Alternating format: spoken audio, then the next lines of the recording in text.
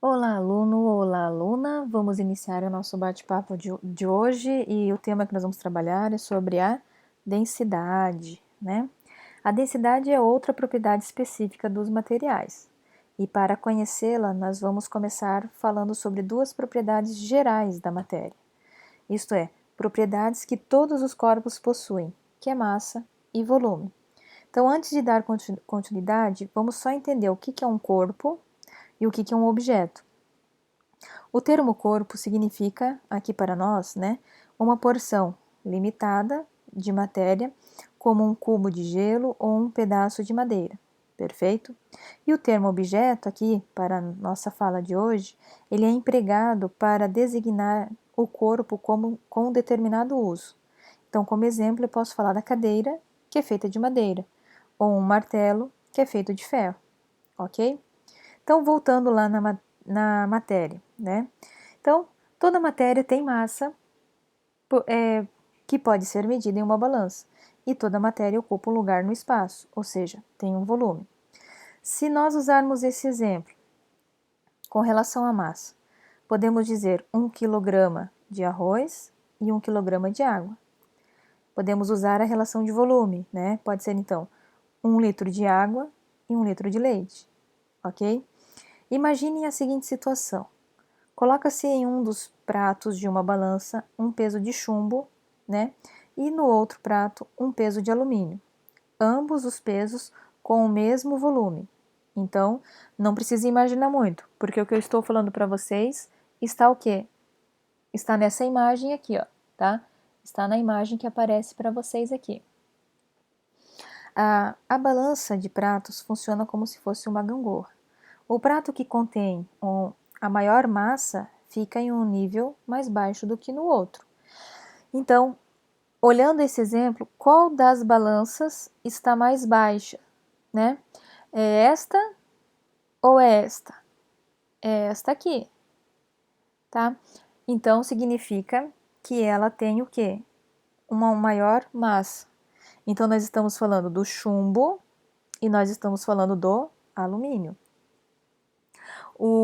Então, vejam, olhem só. Note que o prato que fica mais abaixo é aquele em que está o peso de chumbo. Isso acontece porque sua massa é maior que a massa de alumínio. Esses materiais diferem, portanto, na relação entre massa e volume, a qual chamamos de densidade. Então, um vai ser mais denso e o outro vai ser menos denso. Por que eu falo isso? Porque eu sei que existe aí um volume e uma massa envolvido nisso aí. Então, olha só, no exemplo do chumbo, né? O chumbo ele é mais denso que o alumínio, pois tem mais massa em um mesmo volume. Então, mas como que eu faço para calcular a densidade, né? A densidade é dada por esta formulazinha aqui, ó. Densidade é igual a massa sobre o volume, tá? D de densidade, M de massa e V de volume. Nos exercícios, normalmente o que eles fazem? Eles dão dois valores e pede para calcular o terceiro. Pode ser esses dois valores e pede para calcular o terceiro, tá? Outra coisa importante para se saber aqui, ó, que a densidade pode ser expressa em diferentes unidades de medida. Ela pode ser dada por grama por milímetro, que a gente representa assim, grama por milímetro. Nós também podemos utilizar o quilograma por metro cúbico, que seria assim, ó, quilograma por metro cúbico, né?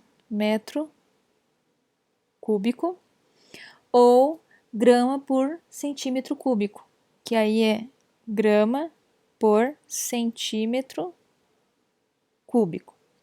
Perfeito? A densidade tem relação com a flutuação dos corpos, né? Se a gente olhar então agora essa imagem, vocês vão entender o que eu estou falando. O gelo e o óleo de soja, por exemplo, flutuam na água líquida, porque são menos densos que ela. Então, por que que o gelo... Opa, tô riscando, não quero riscar. Por que que o gelo ele flutua? Porque ele é menos denso que a água. Por que que o óleo flutua? Porque o óleo é menos denso que a água, né? Se fosse mais denso, o óleo iria afundar, tá? Olha essa imagem aqui, ó. O petróleo também é menos denso que a água, e é por isso que em caso de acidentes com navios petroleiros, né, esse composto flutua na água do mar, ó. Por isso que a gente visualiza essa mancha, né, na água do mar. Então, nessa figura é possível ver o que? O resultado do vazamento de petróleo no mar. Vemos então que a densidade, assim como o ponto de fusão e de ebulição, é uma característica específica dos materiais e, portanto, nos ajuda a saber se uma substância é pura ou se é uma mistura de substâncias, né? A densidade da água pura, por exemplo, é de 1 grama por milímetro, enquanto que a mistura de água com sal de cozinha apresenta densidade diferente. Quanto maior a concentração de sal, maior será a densidade da mistura. Aí, para encerrar esse texto, esse bate-papo, melhor dizendo, eu queria só falar sobre os combustíveis adulterados. E eu quero que vocês prestem atenção na imagem, nisto aqui, ó, porque nós vamos falar sobre isso aqui, ó. Este equipamentozinho que é colocado, tá? E a hora que vocês forem num posto de gasolina, peço que vocês observem isso aí, tá? Então, olhem só.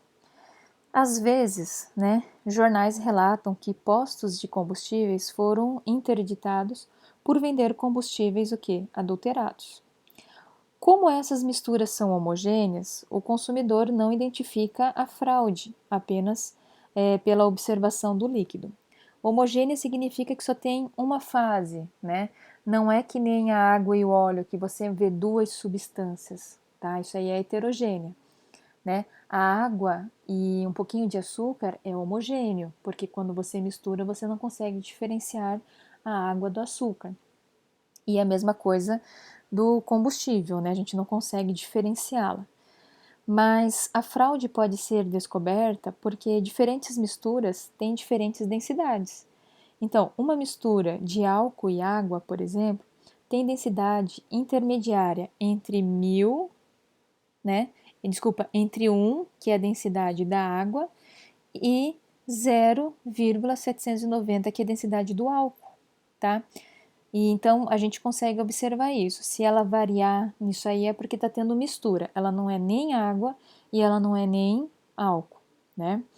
A densidade varia com a composição da mistura. O mesmo vale para a mistura de gasolina e outros componentes. Nas bombas de combustíveis, né? Há equipamentos chamados densímetros, que são calibrados de acordo com a densidade das misturas. Se, por exemplo, houver mais água no álcool vendido, né, no posto, ou mais álcool na gasolina, tá, do que permite pela legislação, né, do que é permitido pela legislação brasileira, a medida da densidade indica fraude. Então, basta, né, a gente observar como que está o quê? Esse equipamento funcionando. Se ele está mais para um ou mais para o outro, ou se ele está medindo de forma diferente. Então, quando vocês tiverem a oportunidade de irem num posto de gasolina, peço que observem o equipamento e no próprio equipamento ele tem o quê? Ele tem informações aqui, ó, informações de como se deve ser feita a observação, tá? Fico por aqui e aguardo vocês numa próxima oportunidade.